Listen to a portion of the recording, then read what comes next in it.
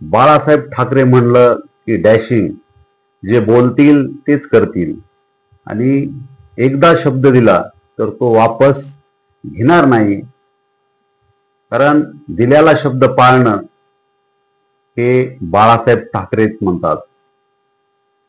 मित्रांनो,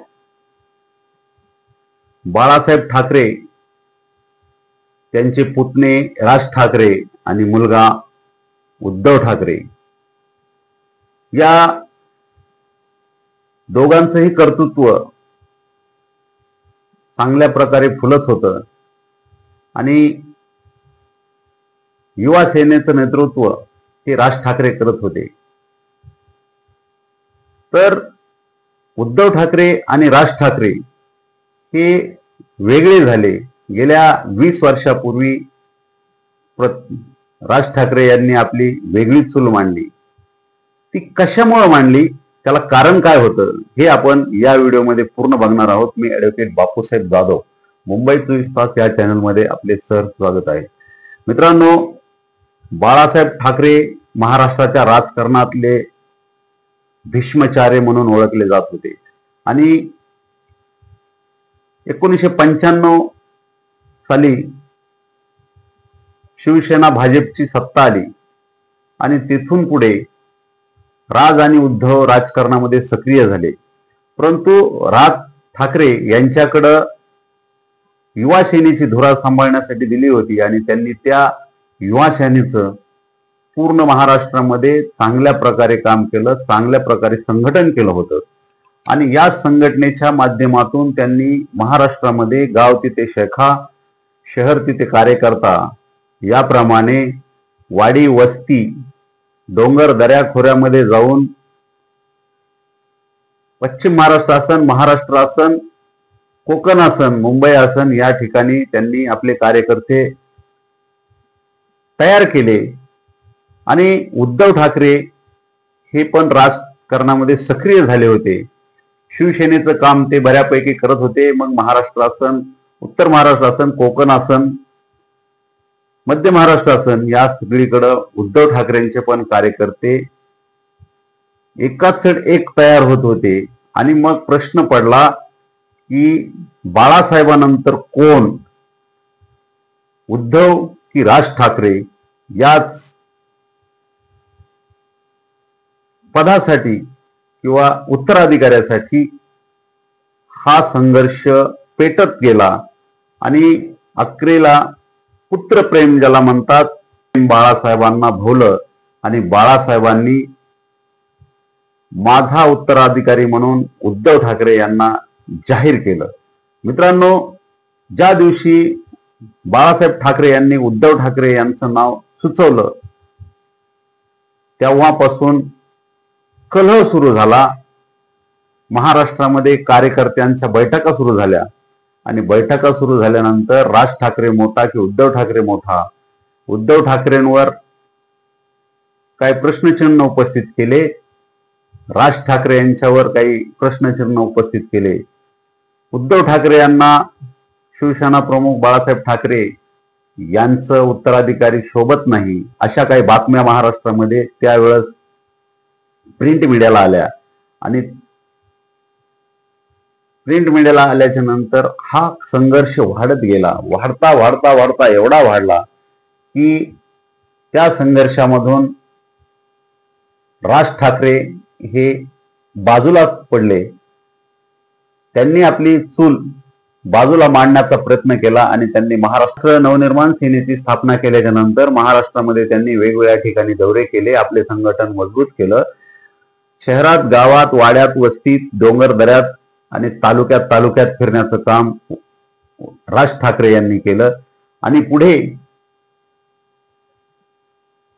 महापालिका, महानगरपालिका, जिल्हा परिषद, पंचायत समिती यांच्या निवडणुका झाल्या आणि या निवडणुकीमध्ये नाशिक जिल्ह्यामध्ये त्यांचा पहिला महापौर बनला आणि महापौर बनल्याच्या नंतर तिथून पुढे विधानसभा लागल्या आणि विधानसभामध्ये त्यांनी 13 आमदार निवडून आणण्याचं काम राज ठाकरे यांनी केलं आणि 5 खासदार निवडून आले. हे त्यांचं श्रेय, स्वतःचं कर्तृत्व होतं आणि लोकांनी त्यांना भरभरून मतदान दिलं. परंतु मित्रांनो, पुढं त्यांचं पानिपत होत गेलं. त्यांचं संघटनावर प्रश्नचिन्ह निर्माण झालं.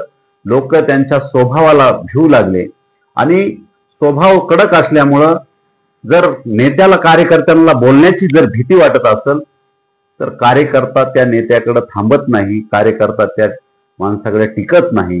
हे आजपर्यंतचा इतिहास आहे.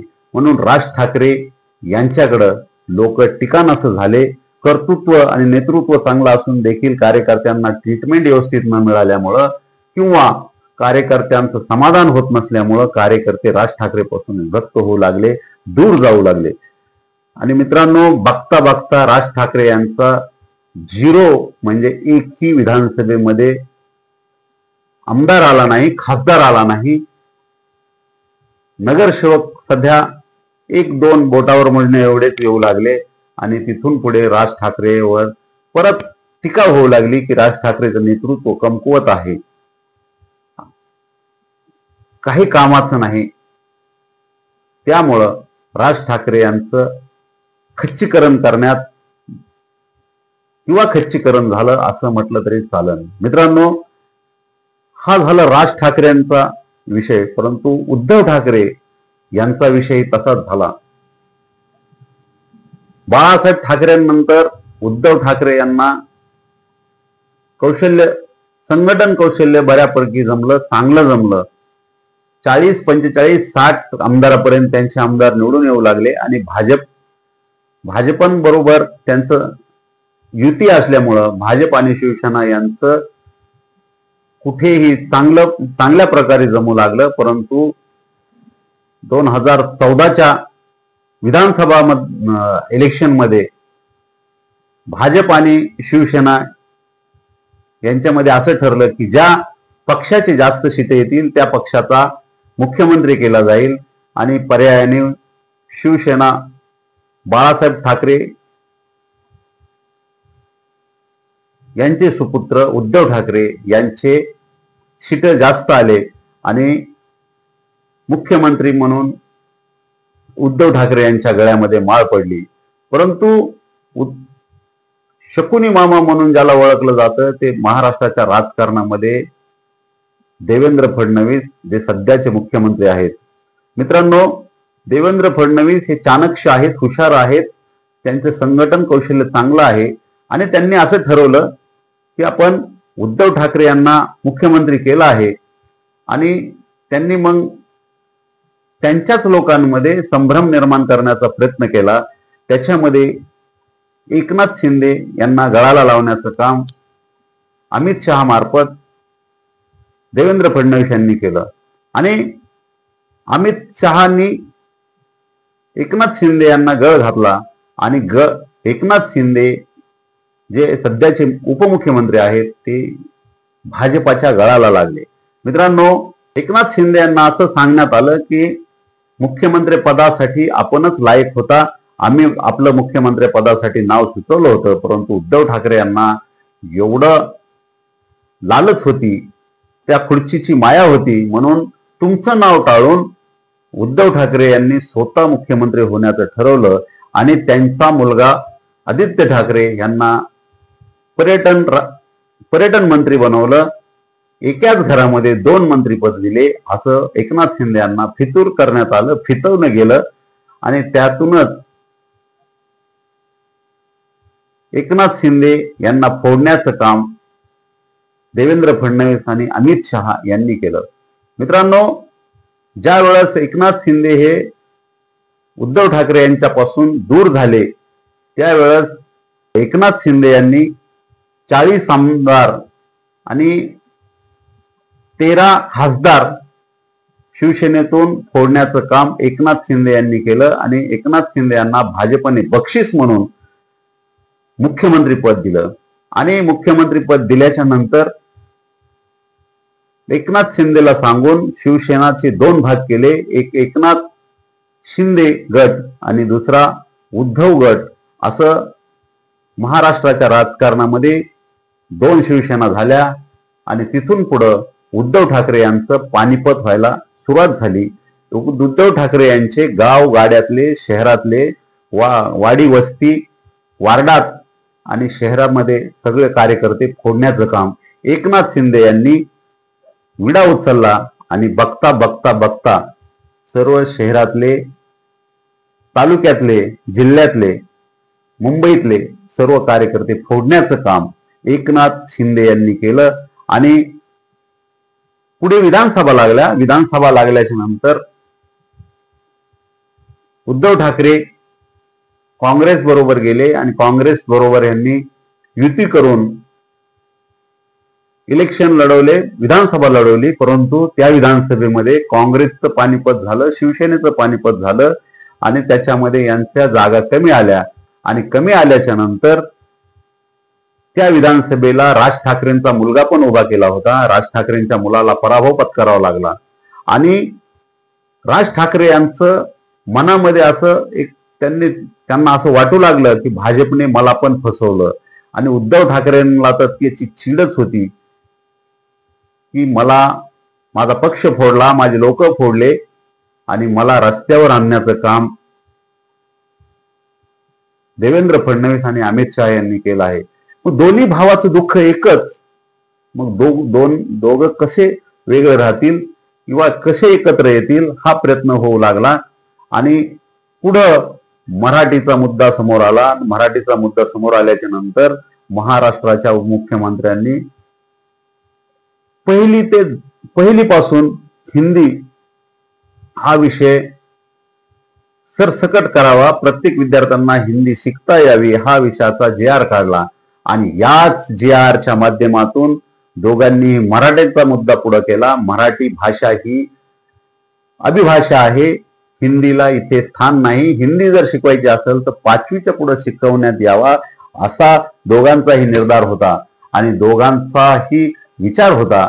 आणि याच विचारातून मध्यस्थी ज्यांनी केली असेल दोघा भावांना एकत्र करण्याचं, त्याच प्रथम महाराष्ट्राच्या वतीने सर्व 18 पगड जातीच्या वतीनं किंवा महाराष्ट्राच्या लोकांना कुतूहल वाटत आहे की हे दोघं भाऊ 20 वर्षानंतर एकत्र कसे आले. आणि मित्रांनो, यांनी मोर्चा काढण्याचं ठरवलं आणि मोर्चा काढण्याचं ठरवलं किंवा त्यांनी डिक्लेअर केलं की आम्ही या तारखेला मोर्चा काढणार आहोत. दोघा भावांचं संघटन कौशल्य चांगलं असल्यामुळं महाराष्ट्रामधून त्यांना उत्स्फूर्त प्रतिसाद होऊ लागला. मुंबई उत्स्फूर्त प्रतिसादामुळं देवेंद्र फडणवीस यांना असं वाटलं की आपण जे काही आता JR काढला आहे हा चुकीचा आहे. म्हणून त्यांनी JR हा कॅन्सल केला, तो मागे घेतला आणि उद्धव ठाकरे आणि राज ठाकरे यांनी विजय उत्सव म्हणून मेळावा ठेवण्याचं काम केलं. आणि त्या मेळाव्याला महाराष्ट्रातून उत्स्फूर्त प्रतिसाद मिळाला आणि याच मेळाव्यामध्ये दोघं भाऊ एकत्र आले. आणि त्यांनी राज ठाकरे यांनी खडकावून सांगितलं की जे बाळासाहेबाला जमलं नाही, जे महाराष्ट्रामध्ये मी म्हणणाऱ्याला जमलं नाही, ते आमच्या दोघा भावांना एकत्र करण्याचं काम देवेंद्र फडणवीस यांनी केलं आहे. म्हणून आमच्या दोघा भावांना एकत्र केल्याचं श्रेय प्रथम जे ज्याला जातं ते म्हणजे देवेंद्र फडणवीस यांना जात आहे. म्हणून दोघा भावांचे भाषण झाले आणि एवढा उत्स्फूर्त प्रतिसाद मिळाला की पूर्ण महाराष्ट्रामधील जे वर्तमानपत्र होते, इलेक्ट्रिक मीडिया होता, त्यांच्यावर बातम्या पहिल्या पेजवर झळकल्या आणि महाराष्ट्राला वाटू लागलं की आता दोघं भाऊ एकत्र आले आहेत, आता कुठंतरी भाजपाचा पराभव होईल आणि दोघं महाराष्ट्रामध्ये कुठंतरी बदल झाल्याशिवाय राहणार नाही अशी आशा महाराष्ट्रातल्या लोकांना सध्या तरी पडलेले आहे, स्वप्न पडत आहेत. महाराष्ट्रातील लोकांना स्वप्न पडत आहेत. कारण मित्रांनो, भाजपाची एकच चूक झालेली आहे, फोडो तोडो आणि जोडो, म्हणजे फोडा तोडा आणि राज्य करा. त्याच्यामुळं महाराष्ट्रातील लोकांना कुठंतरी ही गोष्ट खटकत आहे.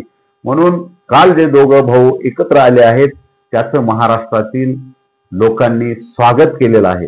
मित्रांनो, राज ठाकरे आणि उद्धव ठाकरे यांच्याविषयी आपल्याला काय वाटत आहे नक्की कळवा. आणि आमच्या चॅनलला आपण जर नवीन असाल तर लाईक करा, शेअर करा, कमेंट करा आणि सबस्क्राईब करायला विसरू नका. जय हिंद, जय महाराष्ट्र, जय शिवराय.